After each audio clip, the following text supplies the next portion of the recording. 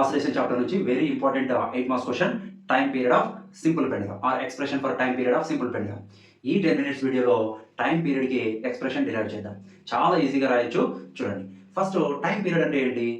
Time taken for one complete oscillation. ఒక oscillation complete చేయడానికి ఎంత టైం పడుతుందో దాన్ని టైం పీరియడ్ అంటారు. మరి సింపుల్ పెండులమ్ అంటే ఏంటి?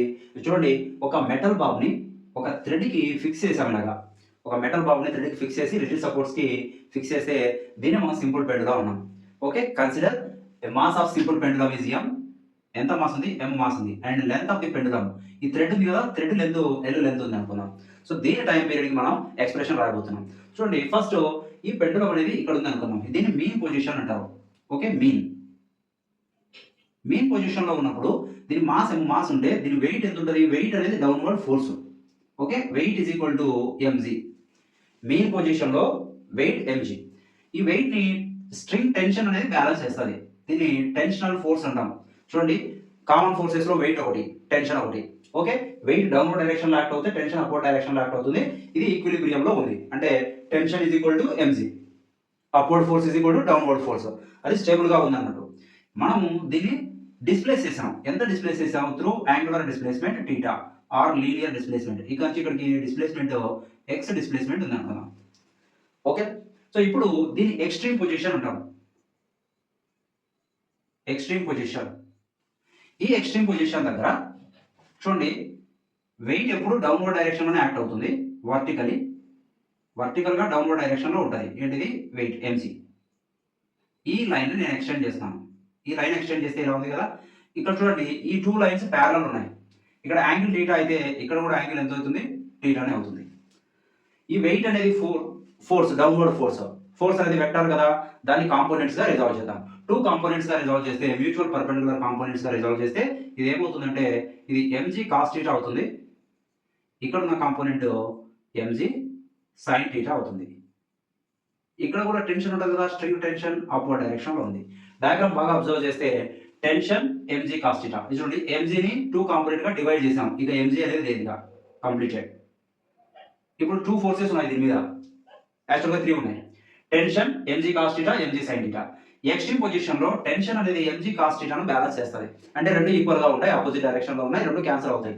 ఇక రిమైనింగ్ ఉన్నది ఎంజీ సైన్ టీటా ఒకటే. ఇది చూడండి, ఇక్కడ ఉన్నదాన్ని ఇక్కడ తీసుకెళ్ళాం. ఇక్కడ నుంచి వదిలేస్తే ఇది మీన్ పొజిషన్ వైపుకి వస్తుంది. ఆసిలేట్ అవుతుంది కదా అటు ఇటు.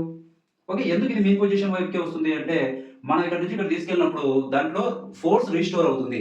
ఆ restoring force MG sine theta. ఈ రీస్టోరింగ్ ఫోర్స్ వల్ల అది మళ్ళీ మీన్ పొజిషన్కి వస్తుంది. సో ఎంజీ సైన్ టీటా అనేది రీస్టోరింగ్ ఫోర్స్. ఏ డైరెక్షన్ లో ఉంది? టువర్డ్స్ మీన్ పొజిషన్ ఉంది. ఇది ఎక్స్ట్రీమ్ పొజిషన్, ఇది mean position. Towards mean position ఉంది. ఓకే, రీస్టోరింగ్ ఫోర్స్ నుంచి మనం ఎక్స్ప్రెషన్ డిరైవ్ చేద్దాం టైం పీరియడ్ కి. చూడండి, restoring force F is equal to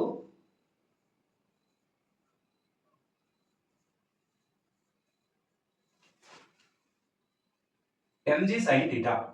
actually mg sin theta, but ఇక్కడ మనం ఆపోజిట్ డైరెక్షన్ తీసుకుంటాం, మైనస్. ఎందుకు ఆపోజిట్ మైనస్ రాశాను అంటే ఈ రీస్టోరింగ్ ఫోర్స్ ఇంక్రీజ్ అయింది అనుకోండి, యాంగులర్ డిస్ప్లేస్మెంట్ చూడండి, ఇది ఇంక్రీజ్ అయితే టీటా వాల్యూ డిక్రీజ్ అవుతుంది. mg sin theta ఇంక్రీజ్ అయితే ఈ పెండులో ఈ డైరెక్షన్ లో మూవ్ అవుతుంది. ఈ డైరెక్షన్ లో మూవ్ అయితే టీటా వాల్యూ డిక్రీజ్ అవుతుంది, లేదా డిస్ప్లేస్మెంట్ x వాల్యూ డిక్రీజ్ అవుతుంది. అందుకనేసి మనం ఏం రాసాము? మైనస్ సైన్ తీసుకున్నాము.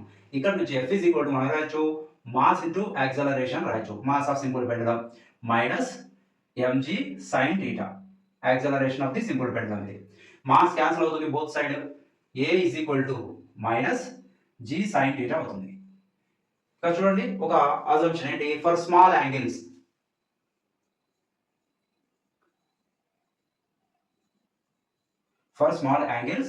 sin theta will be approximately equal to theta. sin 0 is equal to 0. ఓకేనా? ఏ యాంగిల్ సబ్స్టిట్యూట్ చేస్తే అది వస్తుంది. sin 0 is equal to 0. For small angles మాత్రమే అది వాలిడ్ అవుతుంది. కాబట్టి sin theta ప్లేస్ లో ఏ రాయొచ్చు మనం? theta అని రాయొచ్చు. ఇక్కడ నుంచి a is equal to minus g sin theta, sin theta place లో ఏ రాద్దాం? theta అని రాశాను. ఇప్పుడు ఈ theta వాల్యూని డయాగ్రామ్ నుంచి మనం డిరైవ్ చేయాలి. చూడండి, డయాగ్రామ్ ఇంకొకసారి నేను ఇక్కడ డ్రా చేస్తున్నాను. ఇది ఫర్ ఎగ్జాంపుల్ సింపుల్ పెండులో ఇలా ఆసిలేట్ అవుతుంది అనుకుందాం. ఎక్కువ యాంప్లిట్యూడ్ ఇస్తే ఏమవుతుంది? ఇలాగా ఆసిలేట్ అవుతూ ఒక రౌండ్ కంప్లీట్ చేసిన ఒక ఫుల్ ఫోర్స్ అప్లై చేస్తే కదా, అప్పుడు సర్కిల్ రేడియస్ ఏమవుతుంది? చూడండి, ఇది సెంటర్ అవుతుంది, ఈ పెండులం ఇలాగా రొటేట్ అవుతుంది. అప్పుడు సర్కిల్ రేడియస్ అనేది లెంత్ ఆఫ్ ది పెండులంకి ఈక్వల్ అవుతుంది, రైట్? సో కాబట్టి మనం ఇలా ఇమాజిన్ చేయాలి. ఇది సెంటర్ అనుకుందాం. ఇక్కడ ఉంది సింపుల్ పెండులం, ఇది length of the pendulum L అవుతుంది. ఇది ఆర్క్. చూడండి ఈ డయాగ్రామ్ ఆ డయాగ్రామ్ సిమిలర్ ఉంది. ఇది టీటా అయితే దీన్ని మనం ఎక్స్ అనుకున్నాం. మనకు ఒక ఫార్ములా ఉంది కదా, arc length radius angle formula. Angle is equal to arc length divide by radius. Okay, angle theta అనుకున్నాం is equal to arc length అంటే ఆర్క్ అంటే దేని అంటాం, దీన్ని ఆర్క్ అంటాం. ఎంత ఉంది, ఇది ఎక్స్ ఉంది. So X divide by radius ఏమవుతుంది, L. Length of the pendulum is equal to radius అవుతుంది. దీని నుంచి టీటా వాల్యూని ఇక్కడ సబ్స్టిట్యూట్ చేద్దాం. So A is equal to minus G into theta is equal to X divide by L. Rearrange చేసి రాద్దాం ఈక్వేషన్ని. A is equal to minus G by L into X. Okay, ఈ ఈక్వేషన్ని మనం సింపుల్ హార్మోనిక్ ఆసిలేటర్కి acceleration equation అనేది ఒకటి ఉంది, తెలుసు కదా మనకి. దీని ఈక్వేషన్ నెంబర్ 1 అనుకుందాం. వీ నో దట్ ఈ ఫార్ములా గుర్తుండాలి. A is equal to minus omega square X. ఇది ఏం ఈక్వేషన్, ఇది acceleration equation. Simple harmonic oscillator acceleration equation, అది కూడా సింపుల్ హార్మోనిక్ ఆసిలేటరే. కాబట్టి ఈ ఎక్స్ప్రెషన్ యూజ్ చేసి 1, 2 కంపేర్ చేద్దాం. Compare equation 1 and 2. చూడండి, A is equal to minus minus ఉంది, ఎక్స్ ఉంది, ఒమేగా స్క్వేర్ ప్లేస్లో జీ బై ఎల్ అనేది ఉంది. So omega square is equal to ఏమవుతుంది, G by L.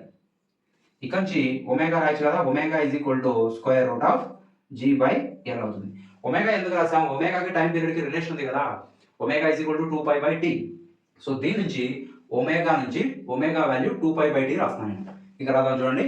2π/t is equal to omega. 2π/t is equal to ఏముంది మనకి, root over G divide by L. మనకు time period కదా కావాలి. Time period is equal to or t/2π. ఇంకో step రాద్దాం. 2π is equal to ఇదేమైతుంది, ఇది కూడా reverse అవుతుంది కదా, square root L divide by G. Root over రెండింటికి వేయాలి. న్యూమరేటర్ మాత్రం వేస్తారు, డినామినేటర్ వదిలేస్తారు చాలా మంది, జాగ్రత్తగా రాయాలి ఎగ్జామ్లో. t is equal to 2π square root L by G. Okay, ఇది టైం పీరియడ్ ఎక్స్ప్రెషన్. చూడండి, టైం పీరియడ్ దేని మీద డిపెండ్ అయింది, మాస్ మీద డిపెండ్ అవ్వలేదు. ఎక్కువ మాస్ ఉంటే స్లోగా ఆసిలేట్ అవుతుంది లేదా ఫాస్ట్గా ఆసిలేట్ అవుతుంది, ఇలా ఏం లేదు. టైం పీరియడ్ లెంత్ మరియు యాక్సలరేషన్ డ్యూ టు గ్రావిటీ మీద డిపెండ్ అయింది. తక్కువ లెంత్ ఉంటే తక్కువ టైం పీరియడ్ ఉంటుంది, ఎక్కువ లెంత్ ఉంటే ఎక్కువ టైం పీరియడ్ ఉంటుంది కదా. లెంత్ ఎక్కువ ఉందనుకోండి, ఆసిలేట్ అవ్వడానికి ఎక్కువ టైం పడుతుంది. తక్కువ లెంత్ ఉంటే తక్కువ టైం పీరియడ్తో ఆసిలేట్ అవుతుంది. ఓకే, ఇంతవరకు రాస్తే 8 మార్క్స్ క్వశ్చన్ సరిపోతుంది. దీంతో పాటు ట్యాక్ ప్రాబ్లం కూడా రావడానికి ఛాన్స్ ఉంది కదా. వాటి సెకండ్స్ పెండులం అని కూడా అడుగుతారు ఒకసారి. సెకండ్స్ పెండులం అంటే ఏంటి, pendulum whose time period is 2 seconds. Pendulum time period 2 seconds ఉంటాయి, దాన్ని సెకండ్స్ పెండులం అంటారు. అంటే టైం పీరియడ్ 2 seconds అంటే ఏంటి, ఇక్కడ నుంచి స్టార్ట్ అయింది అనుకోండి, ఇక్కడికి వెళ్ళి మళ్ళీ ఇక్కడికి రావడానికి 2 seconds పడితే దాన్ని సెకండ్స్ పెండులం అంటారు.